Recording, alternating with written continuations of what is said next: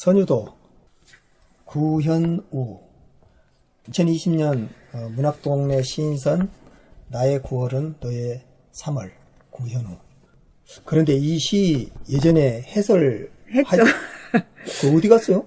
봄에 했는데 그래가지고 우리 9월에 올리시다 했는데 자주 녹음 파일이 없어지더라고요. 지금 올라온 건 한 40편 봤어요. 아쉽네요. 항상 처음에 봤을 때가 시가 더 잘 보이잖아요. 두 번째, 세 번째 해봤자 그거에 안 되잖아요. 첫 느낌대로 해야 되는데 이 두 번째 봤을 때는 그만큼 느낌이 나오질 않거든요. 신선하지도 않고. 그래서 네.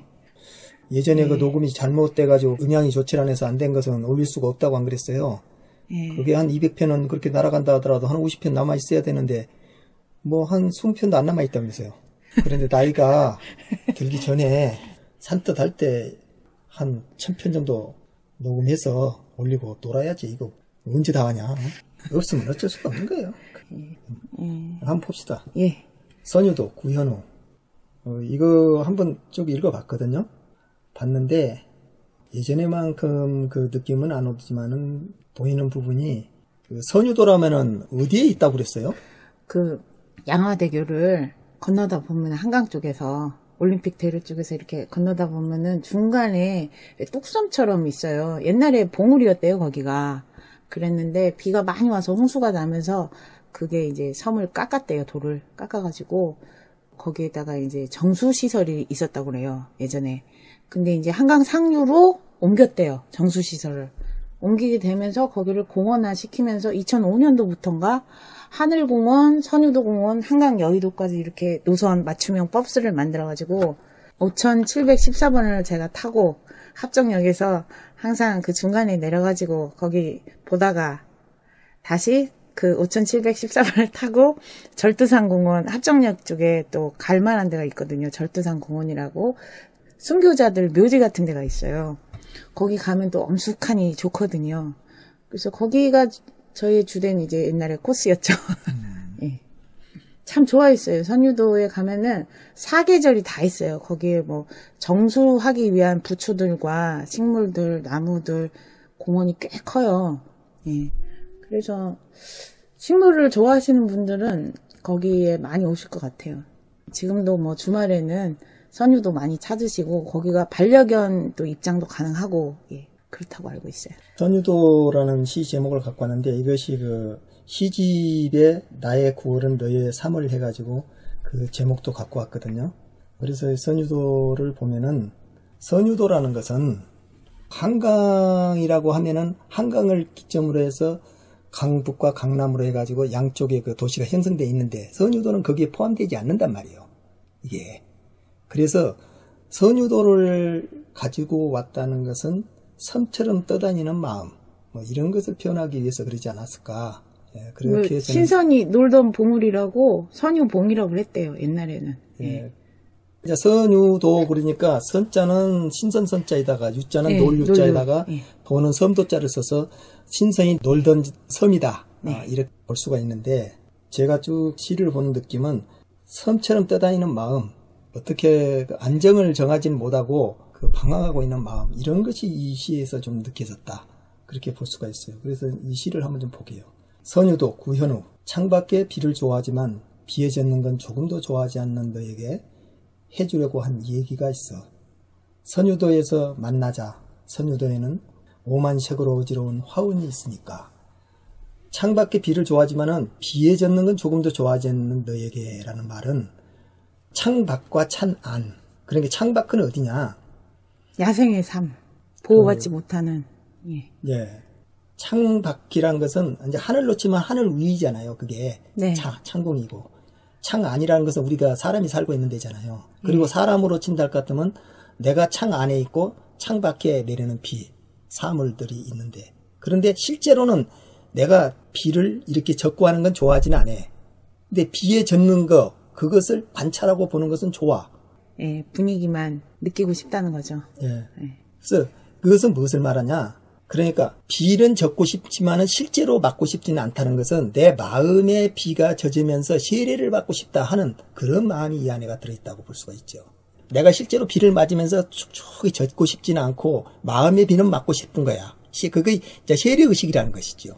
어떤 의미에만 나를 정화하고 싶은 마음, 네, 그런 것을 이야기하고 있는 거예요. 그래서 조금 더 좋아하지 않는 너에게, 창밖에 비는 좋아하지만 비에 젖는 건 조금 더 좋아하지 않는 너에게 해주려고 한 얘기가 있어. 그러니까 힘들고 어렵고 그런 일은 직접 손으로 하긴 싫은데 누군가가 해주면 나는 박수는 쳐줄 수 있어. 이제 그런 식의 이제 무늬, 예. 나름의 무늬를 가지고 사는 너라는 게 좀 느껴지는 것 같아요. 그래서 선유도에서 만나자. 선유도에는 오만색으로 어우러진 화원이 있으니까 거기에는 어떤 낙원 같은 거란 말이에요. 선유도라는 것이. 여기서 이제 나오는 선유도라는 것은 꼭 한강에 있는 선유도를 말하고 있는 게 아니고 마음속에서 내가 유토피아 같이 갖고 있는 그 선유도, 거기에는 오만색으로 어우러진 화원이 있으니까. 예, 납이 엄청 많아요. 예. 식물원 같이 돼 있어요. 예. 그래서 녹음된 빗소리를 들으며 비로소 안정을 찾는 너에게 어울린다 믿는 풍경이 있어. 혀끝이 둔감해지면 입안 가득. 맥주를 머금고 어디에선가 이 통화가 계속되지 않는다고. 녹음된 빗소리를 들으며 비로소 안정을 찾는 너에게라는 말을. 이게 무슨 말일까요? 이것은 녹음된 빗소리를 들으며란 것은 기억된 빗소리를 들으며, 기억 속에 있는 빗소리를 들으며, 이런 말이란 말이에요. 왜냐하면 이 선유도에 있는 꽃들과 선유도에 있는 식물과 선유도에 왔다 간 사람들의 기억, 그 녹음된, 거기에서 비가 내리면은 식물이라는 것은 비가 오려고 하는 기운부터서 알아요. 그 DNA 같이 몸속에가 자기가 생명이 비기 때문에 녹음이 돼 갖고 있고 기억이 돼 갖고 있는 거야, 이게. 그런 빗소리를 들으며 비로소 안정을 찾는다, 이게. 그게 자기 세상이잖아요. 식물이라든가 물고기는 빗소리와 새물 소리를 들으면은 이게 스스로 안정을 찾는 거야.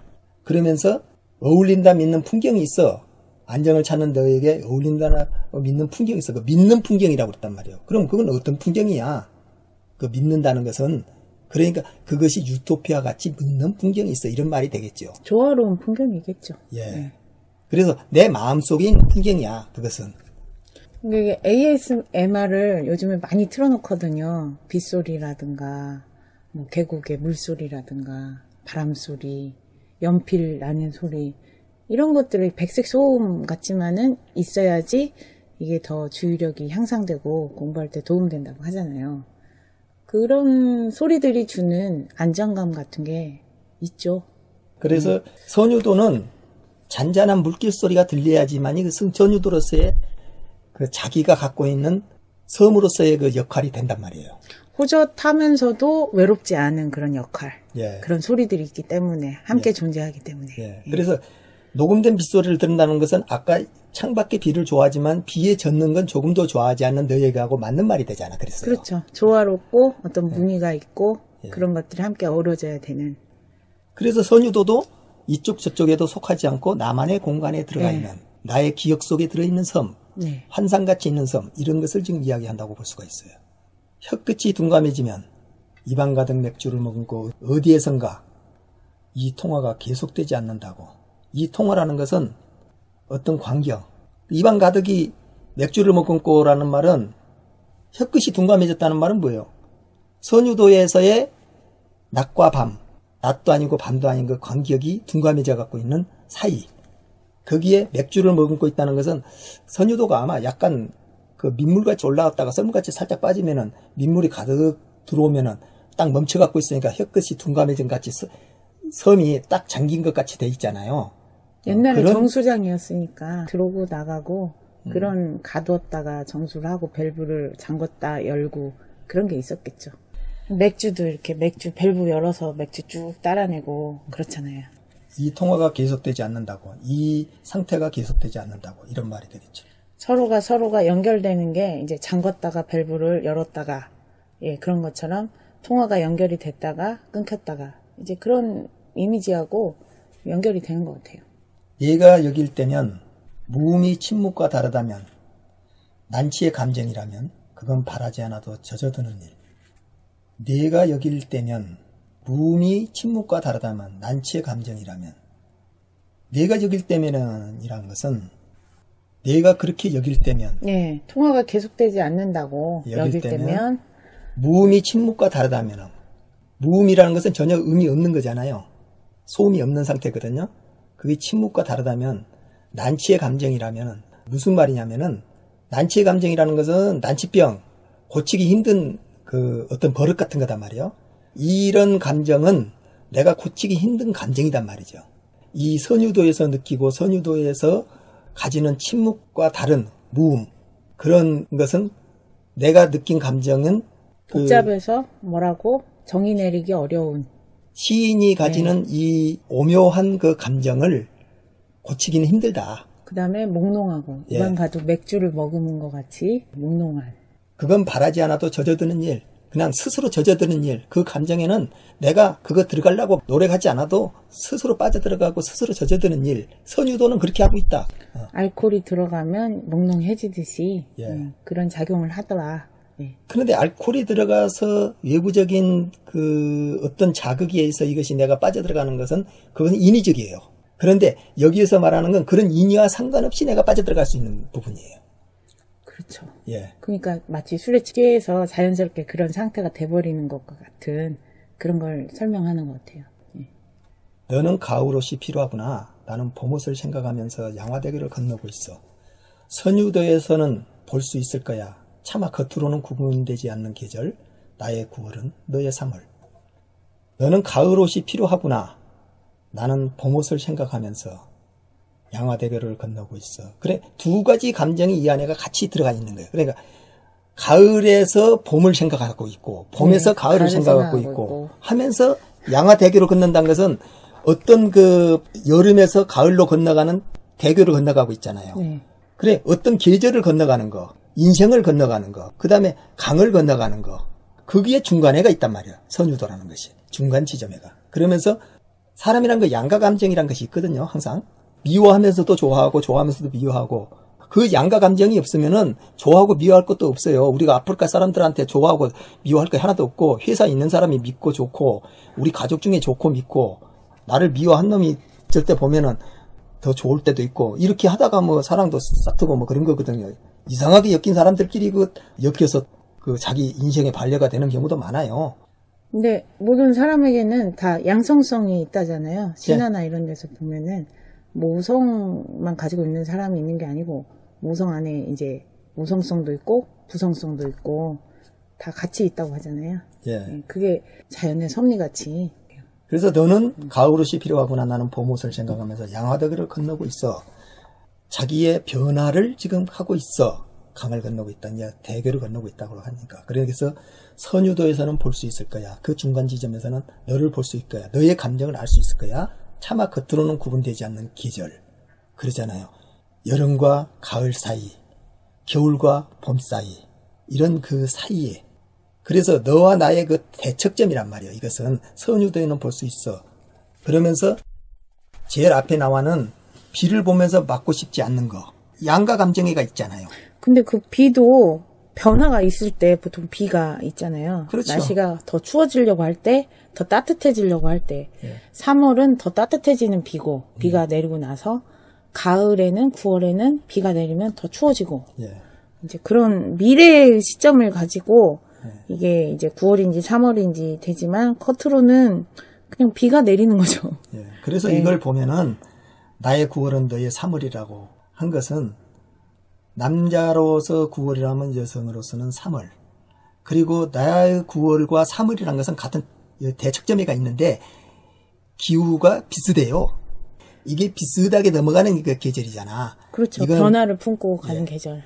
그래서 그 대척점에 있는 것을 갖고 와서 지금 이야기를 하고 있는 거예요. 대척점에 있으니까 서로 만날 수는 없어요. 그렇죠. 같이 가기도 힘들고, 그죠? 서로 엇갈리기만 할 뿐이에요. 그래서 서로가 같이 갈 수 없다라는 걸 또 이 안에서 암시로 주고 있는 것 같아요.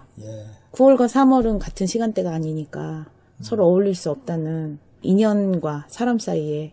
이게 사람과 사람이 만나려면은 신발처럼 편안해야 같이 길을 갈 수가 있잖아요. 근데 서로가 불편하다면은 그 신발을 바꿔야 되는 거죠. 같이 갈 수 없는 것 같아요.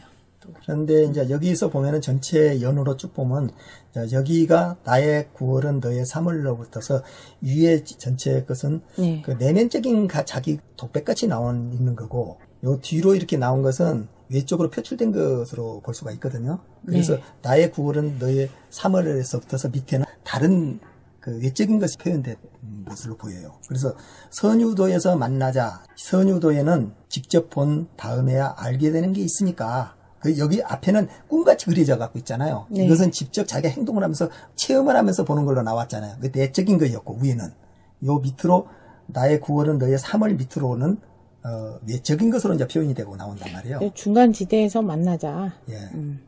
어쩌면 나는 네가 자주 입은 꽃무늬 원피스에 수놓은 노랑과 파랑. 하나는 무난하지만 하나는 네가 그토록 역겨워하는 향기를 품은 꽃이라는 걸 말해줄 수 있을 거야. 선유도에서 만나자. 선유도에는 직접 본 다음에야 알게 되는 게 있으니까 우리 둘이가 백날 마음으로 이렇게 해봐야 그것은 서로가 몽상적인 것만 되지 대화를 안 해보고 알 수 있겠느냐. 선유도를 직접 보자. 현실을 체험해보면 또 다르더라. 예, 예. 어쩌면 나는 네가 자주 입은 꽃무늬 원피스에 수놓은 노랑과 파랑을 그리고 하나는 무난하지만은 그런 정도는 무난하지만은 하나는 네가 그토록 역겨워하는 향기를 품은 꽃이라는 걸. 역겨워하는 향기를 품은 꽃이라는 것은 뭘까요? 아까 오만색으로 어지러운 화원이 있다 그랬잖아요. 예. 거기에 그만큼 다양한 여러 가지 모습들이 존재하는 거잖아요. 예. 그래서 모두가 다 좋을 수는 없잖아요. 그렇죠. 다른 사람들이 좋아 보이고 누구나 다 선망하는 거에는 많은 장미의 가시가 있듯이 많은 또 함정이 있을 수 있고 인기가 없는데 이거는 또 편안하고 쉬울 수가 있고 그런 거죠. 그래서 여기서 보면은 제가 앞에 그 유토피아를 선유도가 말하고 있다고 했잖아요. 네. 에덴 동상으로 따진다면 그토록 역겨워하는 향기를 품은 꽃이라는 것은 그 아담과 이브를 유혹했던 뱀, 선악과 네. 그게 이 안에가 베개 갖고 있지 않아요. 여기를 보면은. 그래서 여기에서 보면은 이 유토피아 안에 있는 악, 그것이 이 안에서 역겨워하는 향기를 품은 꽃이라는 거, 그것을 드러내고 있지 않나 이렇게 보여요. 흔히 공주처럼 이렇게 여왕처럼 그다음에 대접받기 좋아하고 예. 이런 게 사실은 누군가의 고생과 봉사와 희생으로서 그런 것들이 가능한 거잖아요. 예.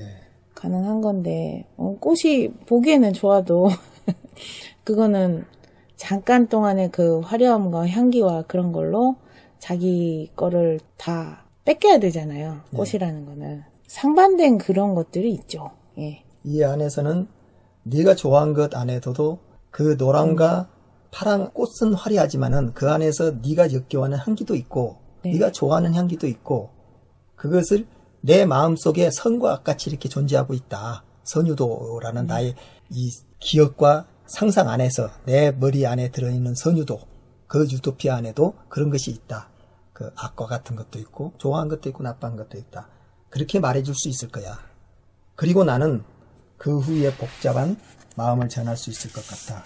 들뜬 채로 한강을 지나가다가 아주 서서히 선유도로 가는 길에 모두 잃어버리고 마는 거야. 그래서 복잡한 마음을 두 가지 갈등과 양가 감정, 여러 가지 그 인생을 살아가면서 복잡한 마음, 그걸 전할 수 있을 것 같아. 들뜬 채로 한강으로 지나가다가 대체적으로 사람들이 그 마음이 이렇게 복잡하고 갈치기는 잔잔한 호수라든가 강을 가서 좀 진정을 시키려고 하잖아요. 그래서 한강을 지나가다가 나의 한 텀을 지나가다가 아주 서서히 여기 선유도에다가 너의 그 복잡하고 어지러운 마음을 거기다 모두 던져버리고 잊어버리고 너 마음의 복잡함을 다 던져버리고도 살 수 있을 거야.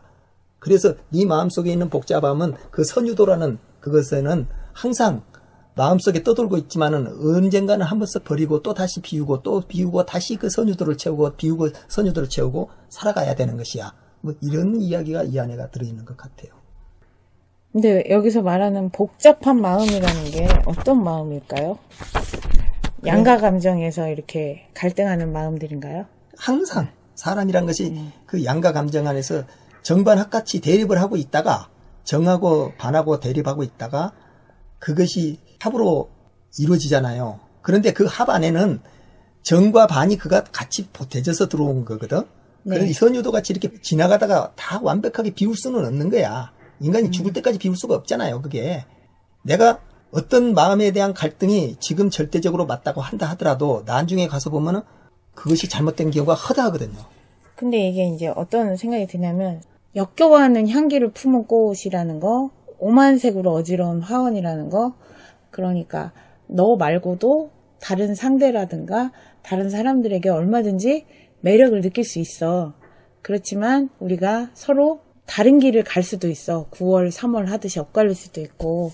그래서 이런 복잡한 마음들이 떠도는 섬처럼 복잡할 때마다 선유도에서 그냥 길을 잃어버리고 정화의식을 치르듯이 몽롱해진 상태에서 다시 세팅이 되고 리셋이 되고 그런 또 마음이 담겨 있는 것 같기도 하고 결론을 내기 힘든 이렇게 살아가는 그래서 이 선유도라는 것 자체는 어떤 세례의식을 하고 있는 것 같다. 정수를 하고 물이 맑아지고 전번에 설명했던 것보다도 어렵네요. 아니 어렵기도 하지만 더 깊이 있게끔 봐지질 않는 것 같네. 전번에 이렇게 보질 않았었던 것 같은데. 근데 남과 여의 이야기였던 것 같아요. 전에 그 해석했던 것은요? 네, 서로가 맞지 않는. 그리고 이 구현우라는 분이 작사가라고 그래요. 유명한 아이돌 그룹이나 뭐 이런 걸그룹 작사를 많이 하셨다고 하더라고요. 근데 이 시의 운율적인 게 되게 느낌이 리듬이 있잖아요. 너에게 얘기가 있어 뭐뭐 하니까 또 너에게 뭐 있어 성가 전에 이것을 사랑의 양가 감정으로 풀었던 것 같은데 그 독자분들이 더 자세하게 한번 더 들여다보는 걸로 이 정도로 끝냅시다. 예.